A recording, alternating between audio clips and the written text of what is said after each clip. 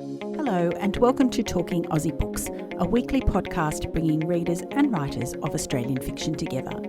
I'm Claudine Tinellis. As an avid reader and passionate advocate for Australian fiction, I have made it my mission to spotlight local talent.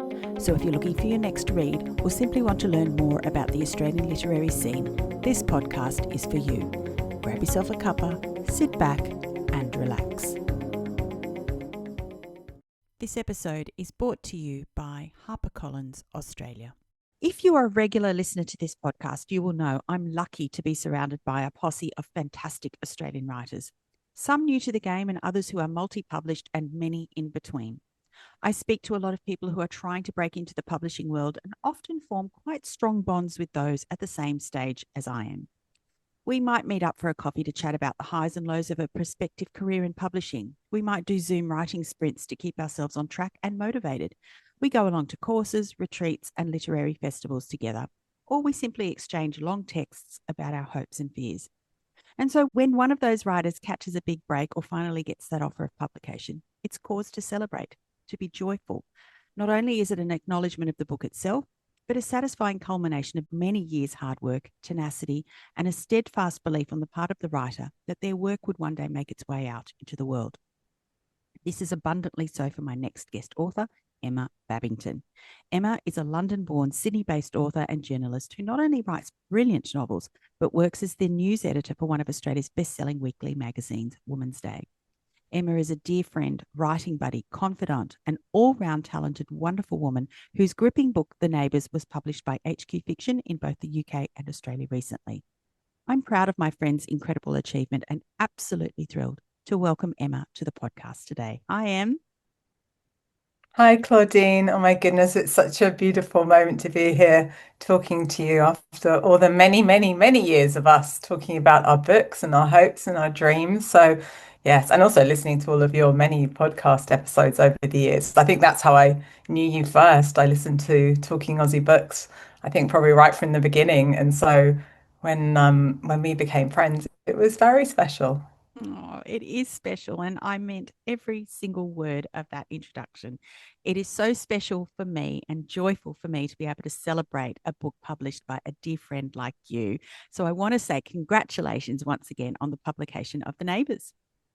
Oh, thank you so much, Claudine. It means the world. And so, how are you feeling now that it is out there? You're seeing it on shelves and you're seeing it in people's social media feeds.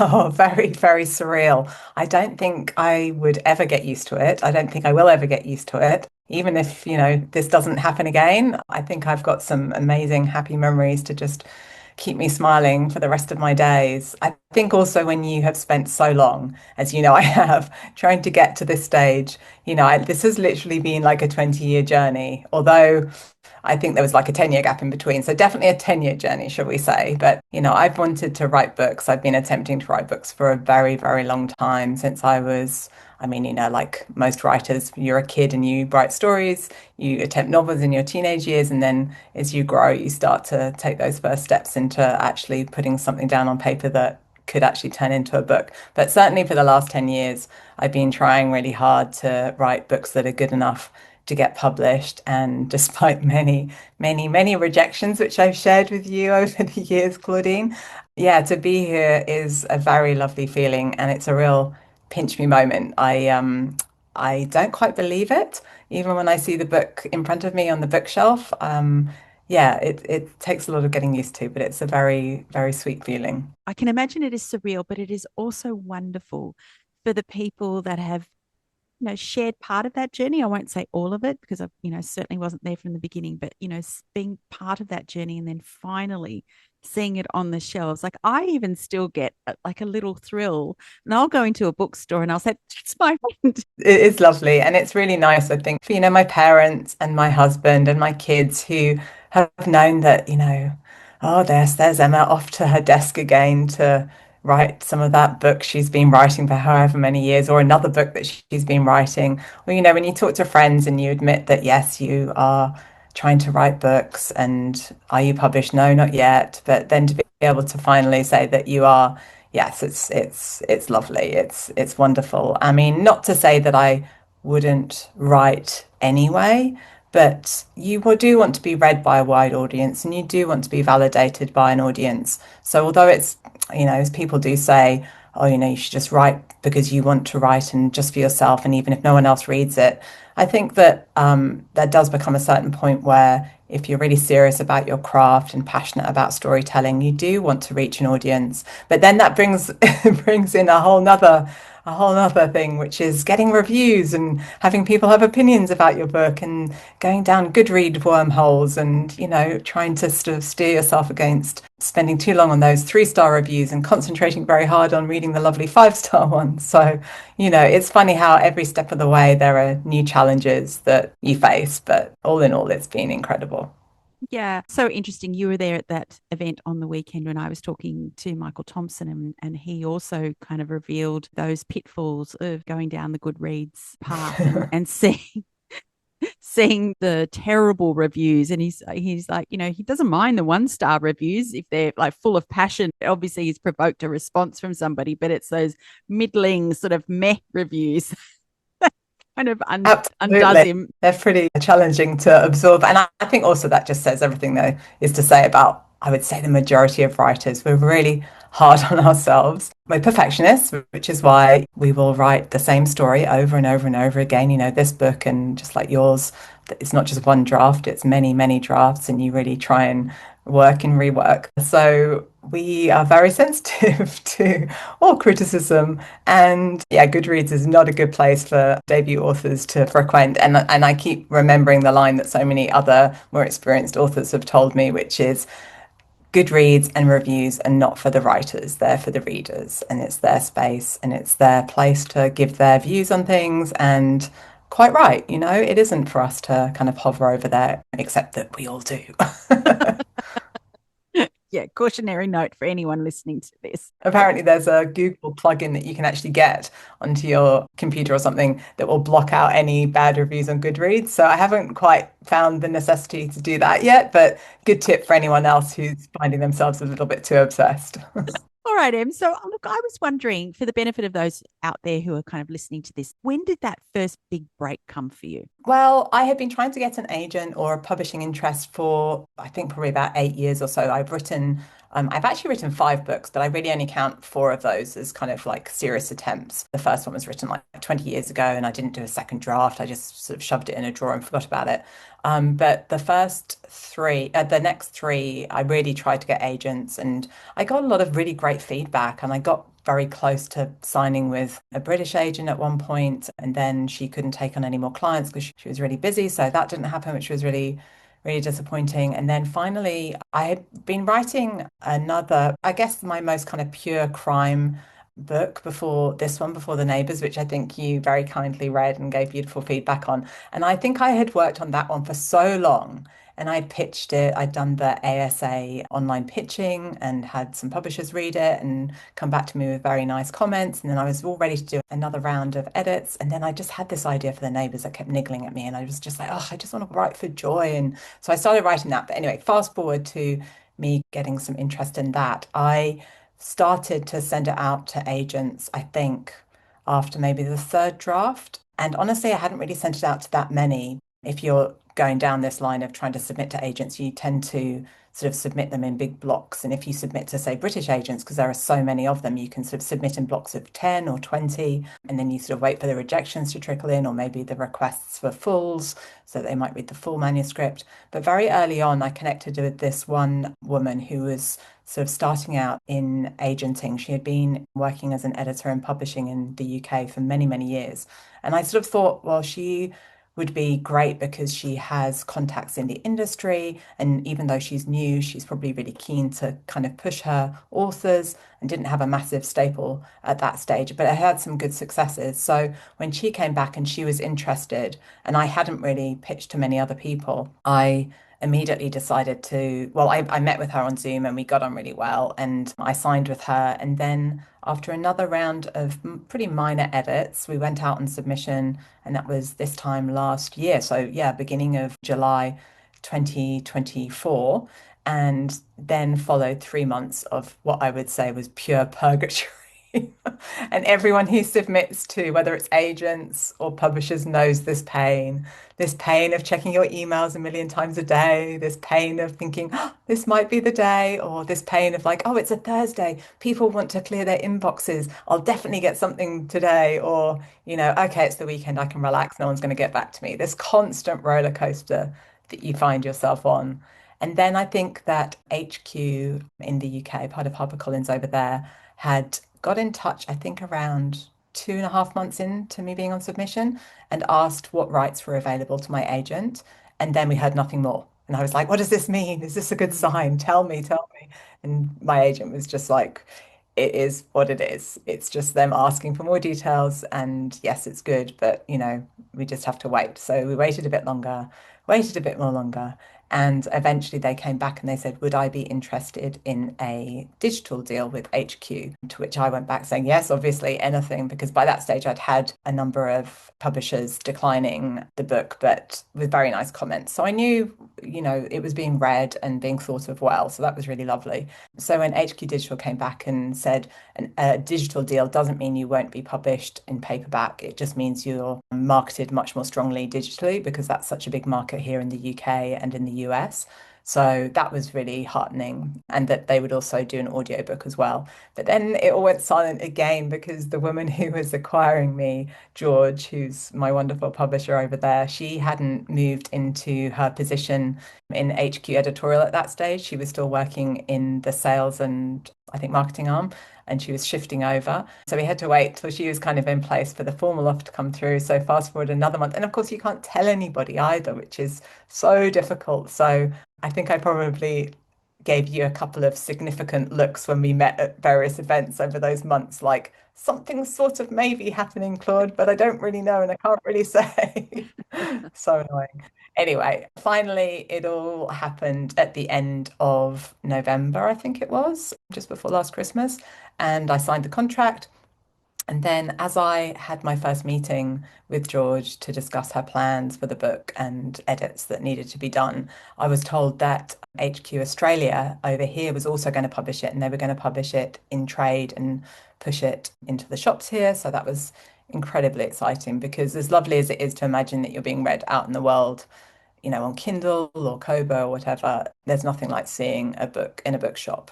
And so, and then here we are, 6 months, 7 months later. It happened so quickly. I mean, the joke is that everything happens so slowly in publishing. It's like a tortoise industry. It's just inch by inch. It's so slow. And I've got friends who got their publishing deal like a year and a half before they were on shelves.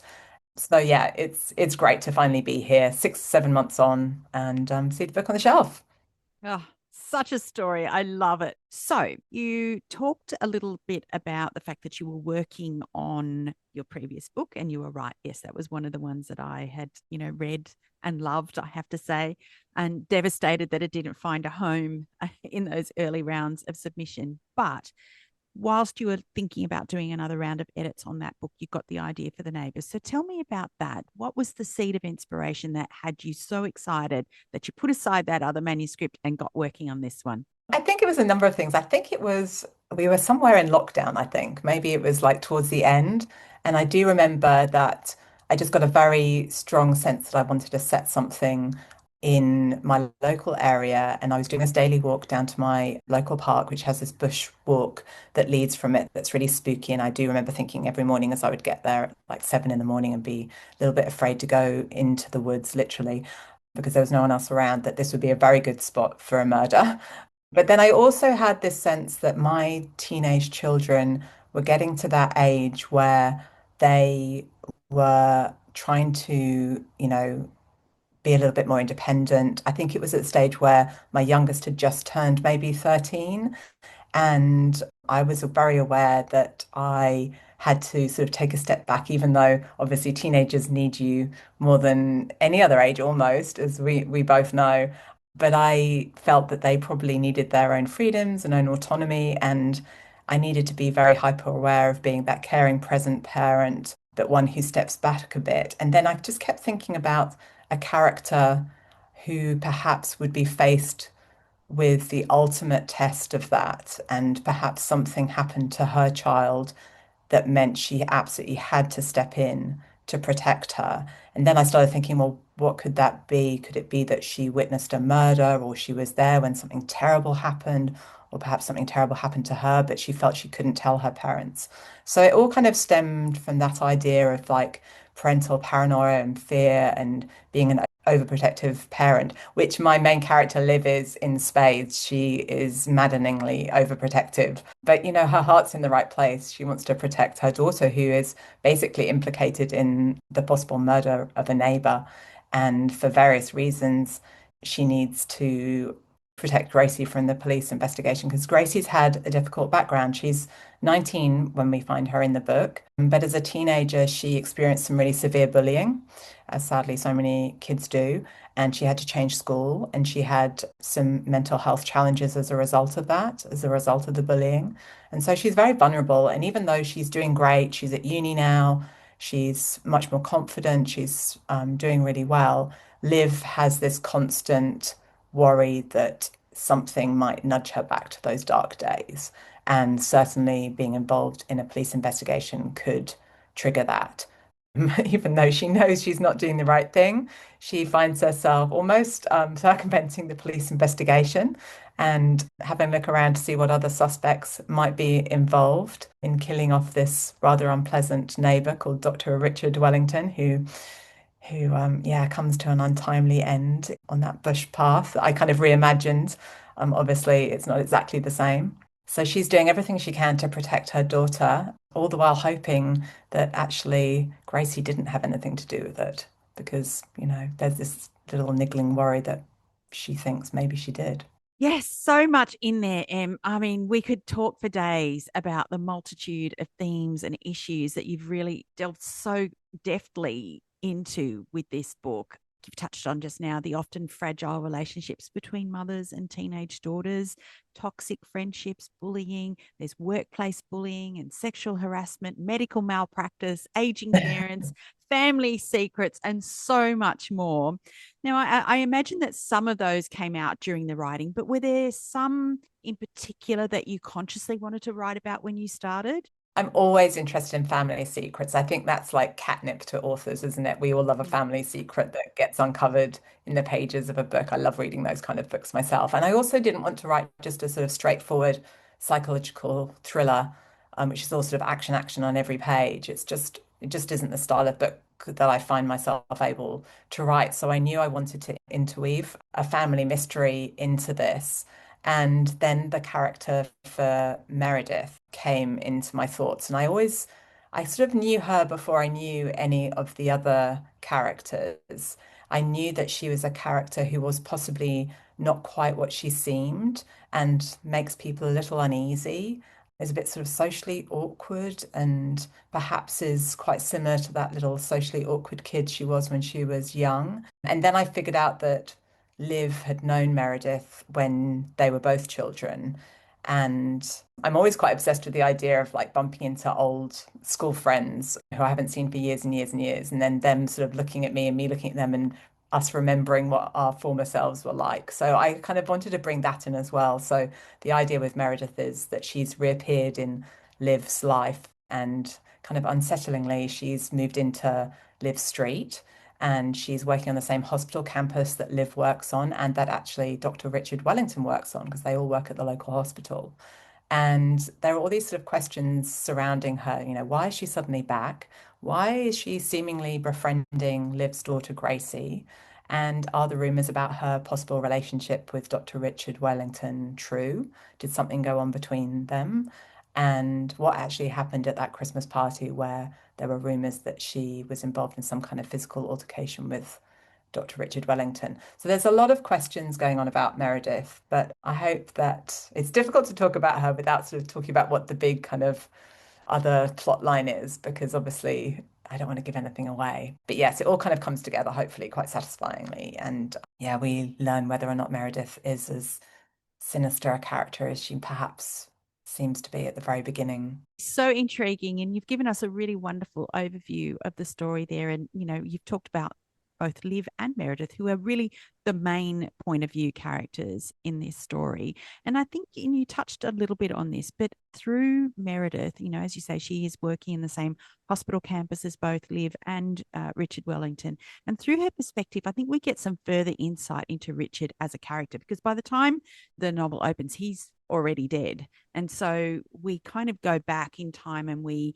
learn about Richard through Meredith in a lot of ways. And he's nothing like the affable, charismatic TV doctor that most people have come to know, is he? He is not. He is not a very nice guy, although he was a joy to write because he's such a caricature of an unpleasant man. Oh, I don't know. Anyway, yes, he's larger than life. He has a very strong opinion, a very high opinion of himself. I'm sorry. He is married to their long-suffering Sandra, who is sort of quiet and timid in the shadow of his big bombastic character. He is the kind of guy who just kind of glides through life completely Teflon, nothing sticks to him. He's been embroiled in various scandals. There's a court case that's gone on where he was cleared actually of involvement in the post-operative death of a patient. He is rumored to be having had affairs with various people, including Meredith. He has dodgy friendships. He's the kind of guy who, despite being in his late 50s and probably not being in great shape, he still goes out and parties like he thinks he's a young man, probably takes the occasional snort of cocaine, drinks a bit too much, smokes cigarettes, is just, I don't know, I had a lot of fun with him. I pictured him instantly when I wrote him. I just knew exactly what kind of man he was. But I also wanted to make him a little bit more three-dimensional. I didn't want to make him just this sort of obviously awful bad character, this, the bad man. I wanted to maybe give a glimmer of humanity as well. And I hope that I'd managed to do that kind of towards the end of the book, just before he reaches his untimely end. I mean, that's not to say what he does in the book is unforgivable and terrible, and I can't give that away either, otherwise I'll ruin a plot line.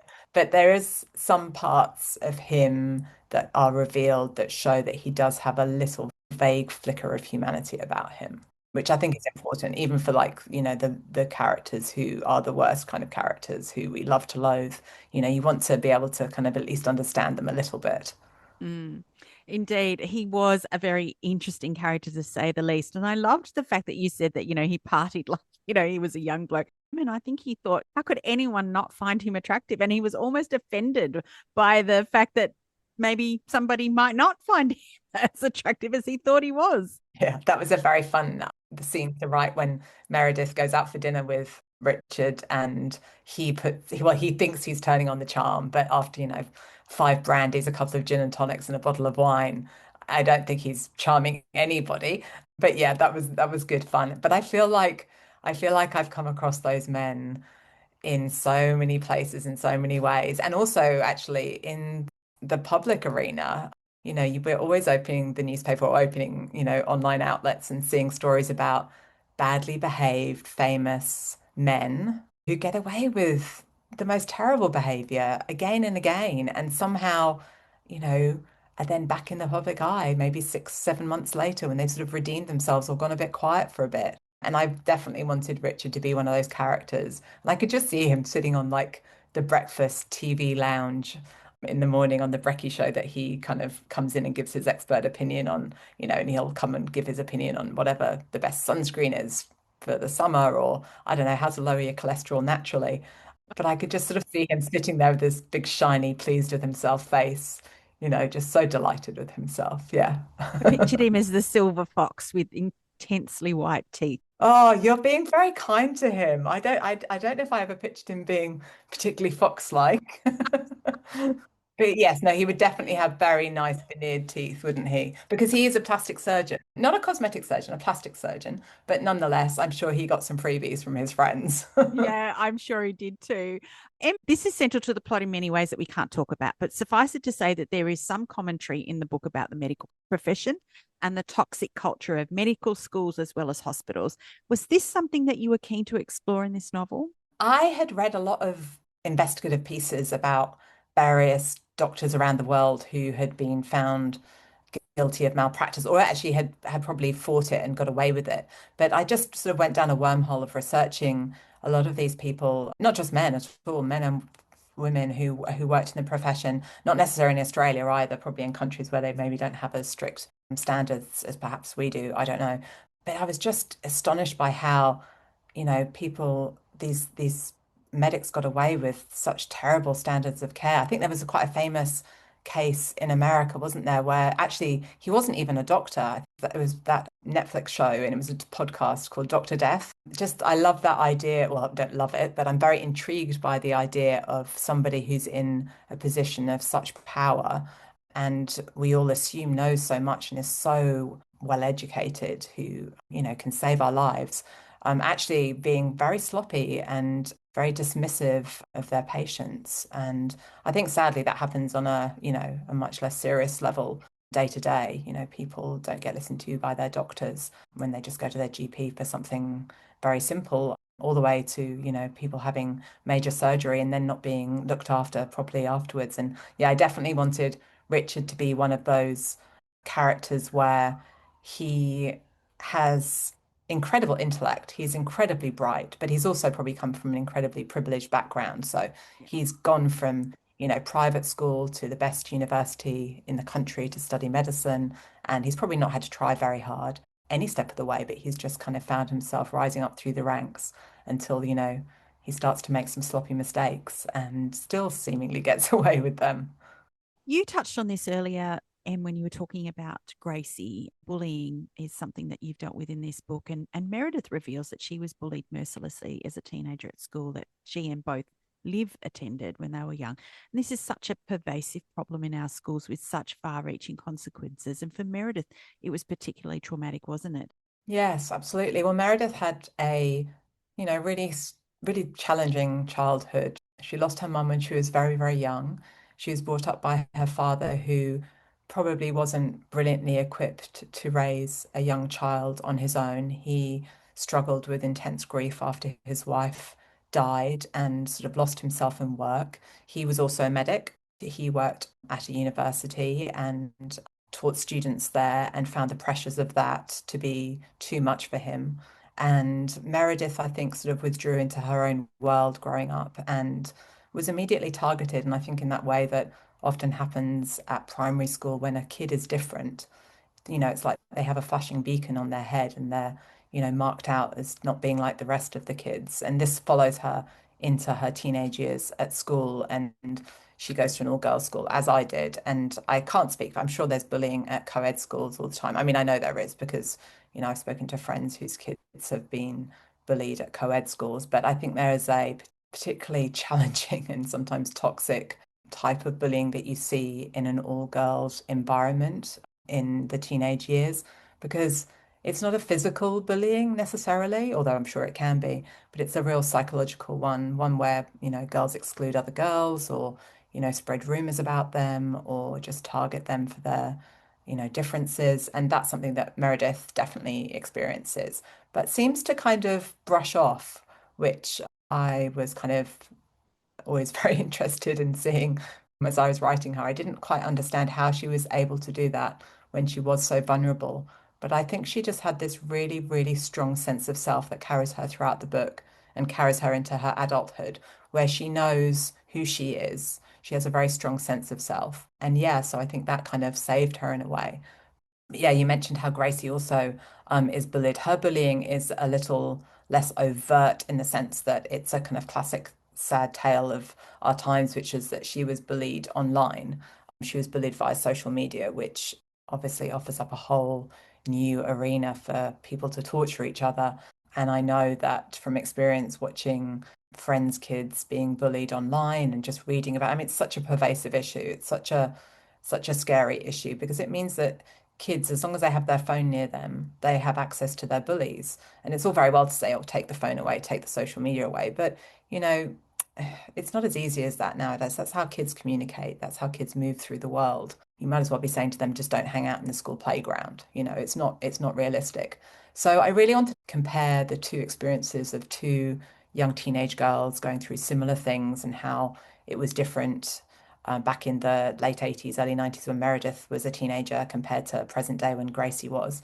And sort of look at the similarities and differences. And then also, of course, bring in Liv, who is Gracie's mum and the main character, who, once she crosses paths again with Meredith, she begins to remember what she was like as a teenager and how she perhaps didn't act in the best way and how she was probably pretty unkind to Meredith because that's what you do when you're a teenager often. You move with the pack, you follow the crowd, and it takes a very strong kid to stand up to the bullies and say, no, no, you shouldn't be bullying that person over there, and I'm going to defend them. So, yes, there's a sort of realization throughout the book that Liv comes to understand that she was probably not the nicest person when she was a teenager. And of course, that ties into her feelings towards Gracie because, she's been so defensive of Gracie. And now she realizes that she was perhaps no better than the kids who hurt her own daughter. Talking about Liv, she's not only dealing with this murder investigation, this, skirting around the edges of the police investigation, lurking in the shadows. She's fearing her daughter's involvement in Richard's death. But at the same time, she's having to deal with her mother's ailing health. Her dad has Alzheimer's and her mum has vascular dementia. So she's had a series of strokes that affected her cognition and her just general health. So she's, yeah, a true member of the sandwich generation, which, I think so many of us can relate to. She's trying to puzzle out some of these cryptic things that her mother keeps telling her as time goes on. And so it got me thinking about, the damaging effect of such dark family secrets. And you talked about how this is so intriguing for you. And I started to think, like so much angst could be avoided if these, secrets weren't held onto for so long. Can you talk about that a little bit? Absolutely. And I do think that's probably a generational thing, isn't it? I wonder if we'll have secrets that we'll be holding on to that our children will wonder about. I don't think there'll be as many because well, I know I'm definitely pretty open. I'm pretty much an open book. My parents, well, whenever I ask my mum about sort of, things that went on in her family, she'll just tell me she can't remember. So I don't think she's particularly hiding any family secrets. I think she's just like, oh, darling, it was a long time ago. Who can remember? But yes, I am a sucker for a family secret. And I think that my real interest in that lies in the fact that possibly I'm an only child. I grew up without brothers or sisters. My husband grew up without brothers and sisters. My mum had a half sister who she discovered when she was a teenager. So she knew nothing about her sister or having a sister until one day when I think she was probably about 13 or something. Her mum announced that her half sister was coming to stay or to visit or something. I'm not quite sure on the details. But that, to me, I think I was always just like, growing up knowing that story and knowing my auntie so well now and loving her so much, I just always thought that that was just impossibly glamorous and exciting. And I think probably that's a little bit where my interest in family secrets came from. But I think also I was just, as I said, an only child and always desperate for some drama and excitement in my own life. I was always, I was that kid who was always thinking that perhaps someone would knock on the door and claim me as their child because I was secretly adopted, or perhaps, there'd be like some dark mystery and somebody would turn up on the doorstep to announce that, oh, actually, we're related to, I don't know, royalty, or we had inherited money or an old haunted house. I don't know. I was a strange child. I read a lot of books. I also used to go around my house desperately hoping to be able to somehow travel back in time by, I don't know, tapping on a bit of old wood in the old kitchen or something. I just had a whole world going on in my head. Oh. So, strange children who become writers, I think, is probably what that's all about. Too much imagination, too much time in our hands. And yeah, no smartphones. That's why. But I also really fancied myself as like a bit of a Harriet the Spy, a bit of a Nancy Drew character. So I was always trying to find a mystery to solve. I was forever like having a little snoop over the neighbor's fence to see if there was anything suspicious going on over there. Oh God, I was such a pain. So, further to this discussion is the fact that there is a massive plot twist, which I absolutely didn't see coming, and I delighted in it, which then made me Oh, wonder, Em, about whether or not you had meticulously plotted this story out or whether it just revealed itself to you as you were writing. oh, Claudine, if only. I think we all, unless we are a real plotter, I think all authors just dream of being that writer who has, a Microsoft Excel spreadsheet or Oh, to have all of those post-it notes on the wall that tell you exactly what's going to happen and when it's going to happen. But no, I have tried to be that writer. I have failed at being that writer. And ridiculously, the ending, I think, came to me in my structural edit. In fact, I need to go back and have a look and see what the original ending was when I submitted this book, and it got acquired because I'm pretty sure that it isn't the ending that there is now. And I think that might be just part of my weird process because I'm currently writing book two and I've got about 8 days before I have to hand it in. And I still don't have the ending. And I kind of vaguely have an idea, but I'm very much waiting for my subconscious to kick in and tell me exactly what it is. And I know that it needs to have a good twist in it because that's just what I love. I love the last chapter twist. And I know that not everybody likes that, but I think that it works if you have set up the rest of the book to make sense. Obviously, if it comes out of left field, then it won't work. But I do think with the neighbors, it does work and it does make sense. But I think I had everybody killing off Richard Wellington at some point, which is, I think, probably quite good for this kind of murder mystery because you want readers to be able to think that that anyone could be the perpetrator. Although, yes, going back to those Goodreads reviews, I have had a few people say that it was really very obvious from the very beginning. Like, well, thank you, but it really wasn't to me. So, yeah, I'm happy with the ending. I hope the ending for book two comes along soon because time is a ticking. Indeed, I'm sure it will. I absolutely didn't see it coming. I certainly had suspicions, but I didn't, yeah, didn't know for sure. It was difficult to wrap it all up and it was difficult to get all the threads to work. And I did have to go back and do a little bit of restructuring of things so that it did make sense. Writing is a weird alchemy, isn't it? I bet you find that, Claudine. It's just Mm. sometimes you can sit there and be very logical and have your notebook and, do your, what is it called? Those cloud Mind burst maps. ideas. Mind maps, that's it. I've tried to do those, but actually sometimes you just are having your morning walk and suddenly ping, the idea comes to you, or you're in the shower. The shower is a great one. And my husband did explain that apparently some part of your brain switches off when you're having a shower, when you're driving and various other things. And that's why your subconscious can kind of come into the fore and come up with these ideas. But yes, it wasn't planned, is the short answer. I wish it was. Before we sort of wrap up, I did want to say that I think the heart of this story is a story of female strength and friendship and the importance of looking out for one another and having a support network. Would you agree with that?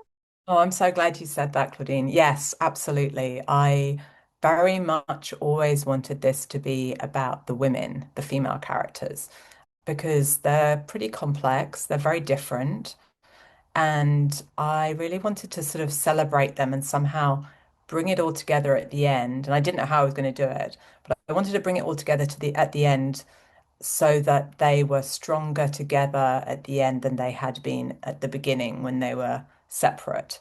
And I was also very aware that I wanted to have different types of women as well, and not just women who are my age, middle-aged women. I wanted to have a young woman. I wanted to have an older woman in there as well. And yeah, I'm really happy that you noticed that and felt that too, because for me, well, personally, some of the great loves of my life are women, and those friendships are everything. And I always want to celebrate that somehow in my writing. And even though I write, even though it's on paper a psychological thriller, there's still space for that kind of emotion, I think. And so, yes, yeah, definitely.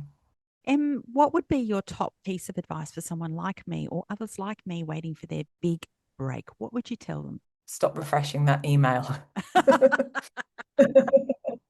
I don't know. I mean, I feel like you and I have shared such a similar journey and so many similar emotions as we send our work out into the world, and then wait for a response. And it's so hard. I don't know how we handle it. I don't know how I handled it.